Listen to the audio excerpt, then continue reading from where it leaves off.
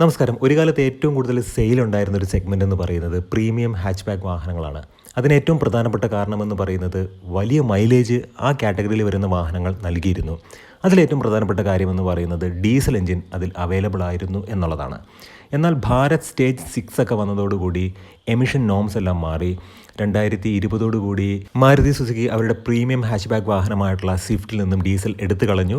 പിന്നെ അവരുടെ ഒരു വാഹനങ്ങളിലും 2020 ശേഷം ഡീസൽ എഞ്ചിൻ ഉണ്ടായിരുന്നില്ല. പിന്നീട് i20യിൽ നിന്നും ഡീസൽ ഇപ്പോൾ എടുത്തു കളഞ്ഞിട്ടുണ്ട്. അത് നമുക്കറിയാവുന്ന കാര്യമാണ്. പക്ഷേ ഈ ഒരു സെഗ്മെൻറ്റിൽ പ്രീമിയം ഹാച്ച്ബാക്ക് വാഹനത്തിൽ ഡീസൽ എഞ്ചിൻ അവൈലബിൾ ആയിട്ടുള്ള ഒരേ ഒരു മോഡൽ ടാറ്റയുടെ ആൾട്രോസ് ആണ്. 2025 മെയ് മാസം ഈ ഒരു വാഹനത്തിന് കൃത്യമായൊരു അപ്ഡേഷനിലൂടെ കമ്പനി കൊണ്ടുവന്നിട്ടുണ്ട്. ഇന്നത്തെ ബ്ലോഗിലൂടെ നമ്മൾ ഡിസ്കസ് ചെയ്യാൻ പോകുന്നത് the all new Tata Altroz facelift 2025 കുറിച്ചിട്ടാണ്. തീർച്ചയായിട്ടും ഈ ഒരു വ്ളോഗ് നിങ്ങൾക്ക് ഉപകാരപ്രദമാകും എന്ന് വിശ്വസിക്കുന്നു. കാരണം 2025 10 പാസഞ്ചർ ഇലക്ട്രിക് കാറുകൾ ഇന്ത്യൻ മാർക്കറ്റിലേക്ക് കൊണ്ടുവരും എന്ന് ടാറ്റ മോട്ടോഴ്സ് അവകാശപ്പെടുന്നുണ്ട്. അവർ കൺഫേം ചെയ്ത കാര്യമാണ്.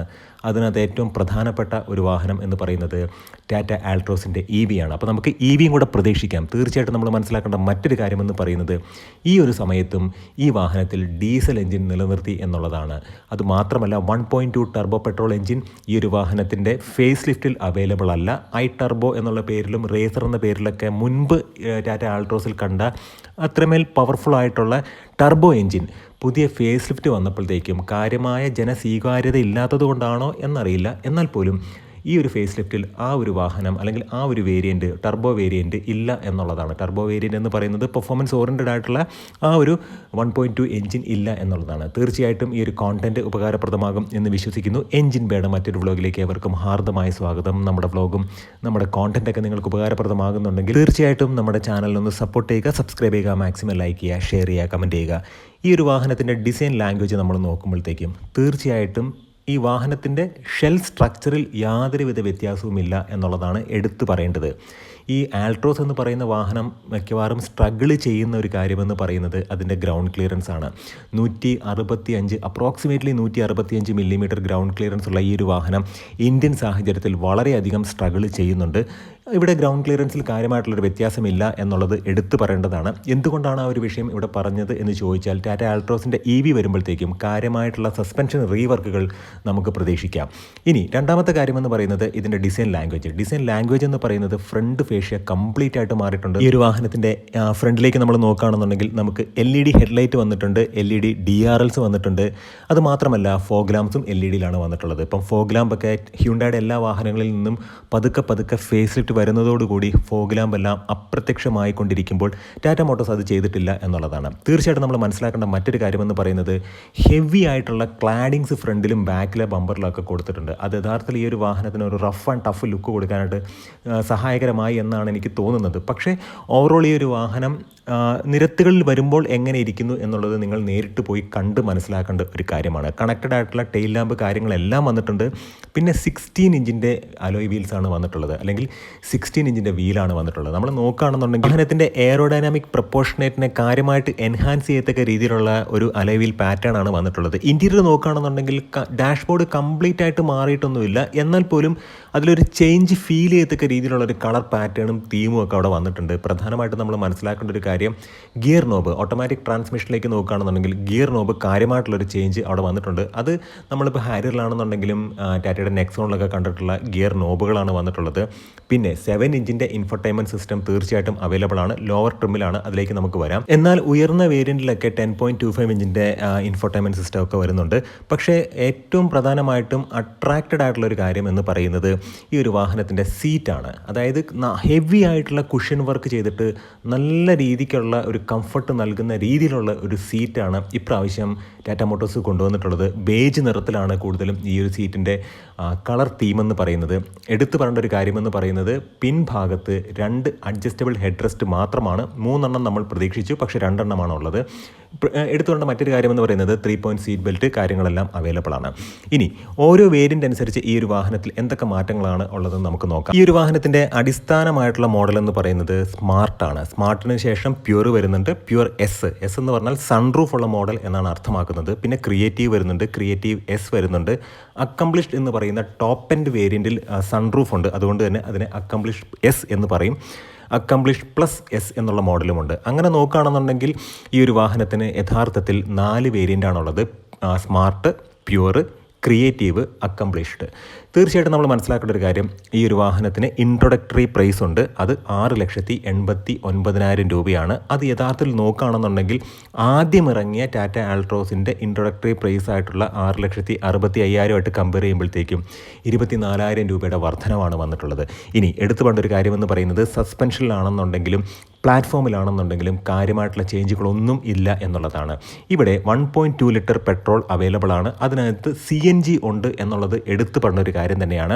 1.2 ലിറ്റർ പെട്രോൾ നമുക്ക് നാച്ചുറലി ആസ്പിറേറ്റഡ് പെട്രോൾ നമുക്ക് അവൈലബിൾ ആണ്. ഇനി 1.2 നാച്ചുറലി ആസ്പിറേറ്റഡ് പെട്രോൾ എഞ്ചിന് 88 bhp ആണ് അതിൻ്റെ പവർ എങ്കിൽ, അത് CNGയിലേക്ക് വരുമ്പോഴത്തേക്കും പവർ ഡ്രോപ്പ് കാര്യമായിട്ടില്ല എന്നുള്ളതാണ്. 74 bhp ആയിട്ട് അത് കുറയുന്നുണ്ട്.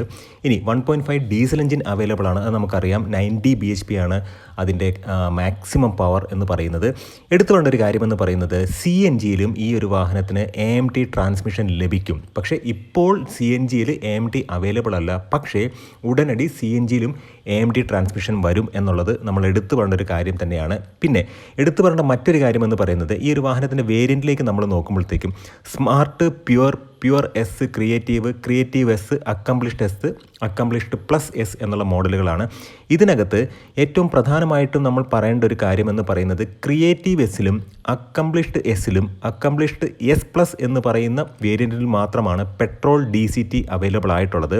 ഇനി പെട്രോൾ മാനുവൽ ട്രാൻസ്മിഷനുണ്ട്. അത് 5 സ്പീഡ് മാനുവൽ ട്രാൻസ്മിഷനാണ്. ഇനി സ്മാർട്ട് എന്ന് പറയുന്ന വേരിയൻറ്റിന് അത് മാനുവൽ ട്രാൻസ്മിഷനാണ്. അതിന് 6,89,000 മുതൽ അക്കംപ്ലിഷ്ഡ് എസ് എന്ന് പറയുന്ന വേരിയൻറ്റ് വരെയാണ് അതിൻ്റെ ആ ഒരു വേരിയൻറ്റ് ലെവൽ നിൽക്കുന്നത്. അത് 9,99,000 വരെയാണ്.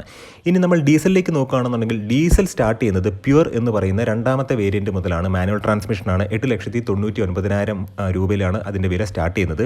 പിന്നീട് ഡീസൽ പ്യുവർ എസ്സും ക്രിയേറ്റീവ് ഒക്കെ സ്കിപ്പ് ചെയ്തിട്ട് ക്രിയേറ്റീവ് എസ്, അക്കംപ്ലിഷ്ഡ് എസ് എന്ന 2 മോഡലിൽ മാത്രമാണ് ഡീസൽ അവൈലബിൾ ആയിട്ടുള്ളത്. അതായത് pure, creative S, accomplished S, ഈ 3 മോഡലിൽ മാത്രമാണ് ഡീസൽ എഞ്ചിൻ അവൈലബിൾ ആയിട്ടുള്ളത്. അതായത് പ്യുവറിൻ്റെ എക്സ്ഷോറൂം പ്രൈസ് എന്ന് പറയുന്നത് 8,99,000, ക്രിയേറ്റീവ് എസ് എന്ന് പറയുന്ന വേരിയൻറ്റിൻ്റെ ഡീസൽ എഞ്ചിൻ്റെ എക്സ്ഷോറൂം പ്രൈസ് എന്ന് പറയുന്നത് 10,35,000, അക്കംപ്ലിഷ്ഡ് എസ് എന്ന് പറയുന്ന വേരിയൻറ്റിൻ്റെ ഡീസൽ എഞ്ചിൻ്റെ എക്സ്ഷോറൂം പ്രൈസ് എന്ന് പറയുന്നത് 11,29,000 ആണ്. ഇനി CNG സ്റ്റാർട്ട് ചെയ്യുന്നത് ബേസ് വേരിയൻറ്റ് മുതൽ CNG സ്റ്റാർട്ട് ചെയ്തിട്ടുണ്ട്.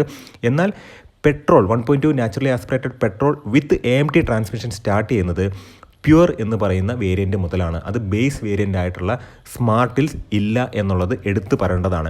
ഇനി ബൂട്ട് സ്പേസിലേക്ക് നമ്മൾ നോക്കുകയാണെന്നുണ്ടെങ്കിൽ, CNG ആണെന്നുണ്ടെങ്കിൽ ട്വിൻ സിലിണ്ടർ ടെക്നോളജിയിലൂടെയാണ് വരുന്നത്. അതുകൊണ്ട് തന്നെ കാര്യമായിട്ടുള്ള ബൂട്ട് സ്പേസ് അപഹരിക്കുന്നില്ല എന്ന് എടുത്തു പറയേണ്ട ഒരു കാര്യം തന്നെയാണ്. അതായത് 210 ലിറ്ററാണ് CNG കിറ്റോട് കൂടി വരുന്ന ഈ ഒരു വാഹനത്തിൻ്റെ ബൂട്ട് സ്പേസ് എന്ന് പറയുന്നത്.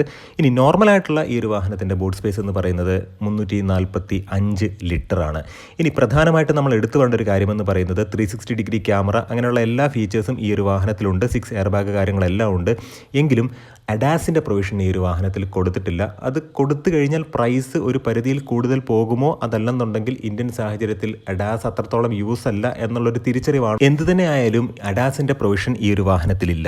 ഇനി 16 ഇഞ്ചിൻ്റെ ഡ്യുവൽ ടോൺ അലോയ് വീൽസ് ആണ് കൊടുത്തിട്ടുള്ളത്. ഫ്ലഷ് ഫിറ്റിംഗ് ഇല്ലൂമിനേറ്റഡ് ഡോർ ഹാൻഡിൽസും വന്നിട്ടുണ്ട്. 360 ഡിഗ്രി ക്യാമറ വന്നിട്ടുണ്ട്. ബ്ലൈൻഡ് സ്പോട്ട് ഡിറ്റക്ഷൻ കാര്യങ്ങളെല്ലാം ഹയർ വേരിയൻറ്റിലൊക്കെ നമുക്ക് അവൈലബിൾ ആണ്. എടുത്തു വേണ്ട ഒരു കാര്യമെന്ന് പറയുന്നത്, horizontal T shaped LED tail lamps with connected LED tail ബാറും വന്നിട്ടുണ്ട്. പ്രധാനമായിട്ട് നമ്മൾ മനസ്സിലാക്കേണ്ടത്, ഈ ഒരു വാഹനത്തിൽ 5 കളേഴ്സാണ് വന്നിട്ടുള്ളത്. തീർച്ചയായിട്ടും അട്രാക്റ്റീവായിട്ടുള്ള കളേഴ്സൊക്കെ ഈ ഒരു വാഹനത്തിലുണ്ട്. എടുത്തു പറയേണ്ട ഒരു കാര്യമെന്ന് പറയുന്നത്, ഈ ഒരു വാഹനത്തിലെ ഡീസൽ എഞ്ചിനെ കുറിച്ചിട്ടാണ്. ഡീസൽ എഞ്ചിൻ നിലനിർത്തി എന്നുള്ളത് ഏറ്റവും പ്രധാനപ്പെട്ട കാര്യം തന്നെയാണ്. ഇനി wireless Android auto, apple CarPlay അങ്ങനെയുള്ള കാര്യങ്ങളെല്ലാം ടോപ്പ് എൻഡ് ആയിട്ടുള്ള വേരിയൻറ്റുകളെല്ലാം വന്നിട്ടുണ്ട്. കണക്ടിവിറ്റി ഫീച്ചേഴ്സ് എല്ലാം ഉണ്ട്. ക്രൂസ് കൺട്രോൾ ഉണ്ട്. 8 സ്പീക്കേഴ്സ് ഉണ്ട്. ഹർമൻ കാർട്ടൻ്റെ ഓഡിയോ സിസ്റ്റമാണ് വന്നിട്ടുള്ളത്. ഓട്ടോമാറ്റിക് ഹെഡ് ലാംപ്സും വൈപ്പേഴ്സും, ഹൈറ്റ് അഡ്ജസ്റ്റബിൾ സീറ്റ് ബെൽറ്റ്, അതുമാത്രമല്ല ഹൈറ്റ് അഡ്ജസ്റ്റബിൾ സീറ്റ്, പിന്നെ 6 എയർ ബാഗ്, ഇങ്ങനെയുള്ള കാര്യങ്ങളെല്ലാം ഈ ഒരു വാഹനത്തിലുണ്ട്. തീർച്ചയായിട്ടും നിലവിലെ ഒരു സാഹചര്യത്തിൽ ആൽട്രോസ് നിങ്ങൾ പരിഗണിക്കണമോ വേണ്ടയോ എന്ന് നിങ്ങൾ കൃത്യമായിട്ട് വാഹനം ടെസ്റ്റ് ഡ്രൈവ് ചെയ്തതിന് ശേഷം മാത്രം നിങ്ങളൊരു തീരുമാനം എടുക്കുക. കാരണം ഈ ഒരു വാഹനം പ്രാക്ടിക്കലി ഇതിൻ്റെ ഗ്രൗണ്ട് ക്ലിയറൻസ് ചെറിയ ചെറിയ ബുദ്ധിമുട്ടുകളൊക്കെ ഉണ്ടാക്കുന്നുണ്ട്. അതുമാത്രമല്ല ഈ ഒരു വാഹനത്തിൻ്റെ ശരിക്കും പറഞ്ഞിട്ടുണ്ടെങ്കിൽ ഒരു ഇലക്ട്രിക് പതിപ്പിന് വേണ്ടിയാണ് നമ്മളെല്ലാം വെയിറ്റ് ചെയ്യുന്നത്. തീർച്ചയായിട്ടും Activ.ev പ്ലാറ്റ്ഫോമിലായിരിക്കും ഇതിൻ്റെ ഒരു ഇലക്ട്രിക് പതിപ്പ് വരാൻ പോകുന്നത്. എന്തായാലും 300 മുതൽ 600 കിലോമീറ്റർ വരെ റേഞ്ച് ക്ലെയിം ചെയ്യാൻ കഴിയുന്ന ഒരു പ്ലാറ്റ്ഫോമാണ് സെക്കൻഡ് ജനറേഷൻ പ്ലാറ്റ്ഫോമായിട്ടുള്ള Activ.ev എന്ന് പറയുന്നത്. തീർച്ചയായിട്ടും ഈ ഒരു കോണ്ടന്റ് ഉപകാരപ്രദമായി എന്ന് വിശ്വസിക്കുന്നു. നല്ല നല്ല വ്ളോഗ്സ് വേണം നമുക്ക് വീണ്ടും കാണാം. നിങ്ങളുടെ സ്നേഹത്തിനും സപ്പോർട്ടിനും ഒരിക്കൽ കൂടെ നന്ദി. നമസ്കാരം.